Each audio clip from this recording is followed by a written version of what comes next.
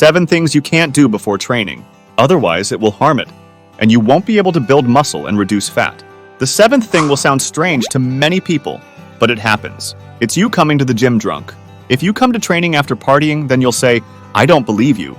Let me tell you something, I have some friends who go to the gym and are almost exhausted after a night out. First, will you have the strength you usually have to train? Secondly, you will be anesthetized due to alcohol or drugs, so you run the risk of hurting yourself because you didn't feel the pain. You were making some strange or wrong movement. Thirdly, alcohol dehydrates. When you start training, your temperature rises, your body sweats to lower it, and your body dehydrates more. Everything is wrong! Not to mention the balance. The 6th thing on our list that you cannot do that will interfere with your training. You will become fat or skinny if you do a lot of cardio before training. Here, we are prioritizing bodybuilding because I want you to develop muscles. If you do cardio beforehand, you prioritize cardio. When you prioritize it, you send more energy. This energy is taken from weight training because you will already be slightly tired. When you go there and you are tired, you lift less weight and do fewer repetitions, and your volume and muscle stimulus also drop. Ideally, you don't do cardio before training to build muscle. The best of all worlds is for you to do this cardio for 4 to 6 hours, separately from weight training. But this is the reality of very few people. So what do we recommend to get a less bad result? You do cardio after training. Because in cardio, what do we want? We want to increase our heart rate. If you do it after training, your heart rate will grow even faster. Now, if you do it beforehand, then you harm your bodybuilding. Cardio after weight training, never before. Now, the 5th is to eat heavy meals right before training. First, you must understand this food's journey until it reaches the desired muscle. You eat it. It passes through your mouth and reaches your stomach, where it will be digested.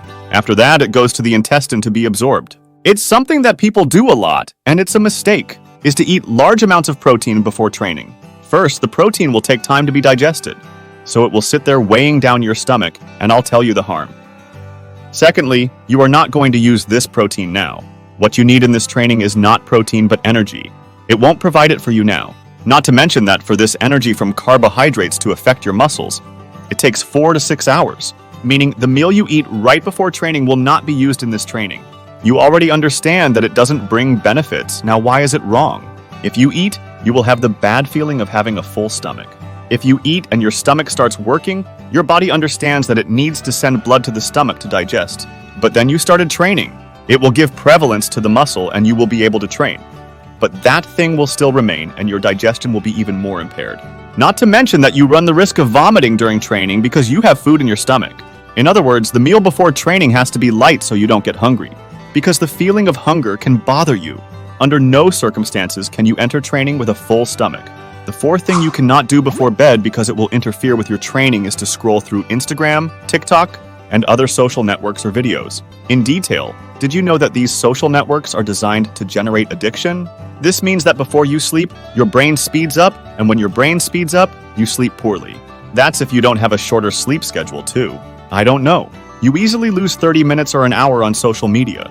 In other words, you're using up your sleep time. Lack of sleep will cause you to wake up tired, and insufficient sleep will negatively impact your training.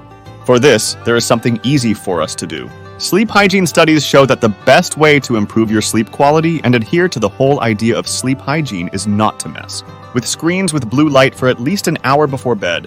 This light makes your brain understand that it's daytime, and you don't feel tired if it's daytime. You will have a more significant release of GH and testosterone with improved sleep. The next day, I'm more willing and stronger to get a better workout. The 3rd thing that interferes with your training and, consequently, its results is that you need to prepare for training. When you go to the gym to train, what do you need? It would help if you wore good clothes. Some people go to the gym in jeans. Jeans don't give you mobility, and the lack of mobility during exercise can cause accidents. So there are specific clothes for training, and when we talk about clothes, we also talk about shoes. You must have suitable footwear for training, and please, no training in flip-flops. Another super important thing is that you prepare what you will hear. Studies in the psychoneurophysiology of exercise show that listening to cool music at a suitable volume can improve exercise performance. You get an ergogenic effect from this music, effect that improves performance externally to your body, so it's great you have to have the little earphones heard there at the time. The 2 on our list that get in the way are not eating. You must be thinking that there is something wrong with this. Just now you said you couldn't eat. Now you're saying here you can eat? So you need to eat, otherwise you might faint. It would help if you ate to maintain your body, and as the old saying goes, An empty bag doesn't stay upright. The top one on our list is you overdo it with pre-workout, energy drinks, thermogenic, and caffeine. You cannot take too much. What happens if you drink too much caffeine? Firstly, you can overdose on caffeine. It's bizarre at first that you start to have terrible nausea. It makes you a little dizzy and you begin to feel really anxious.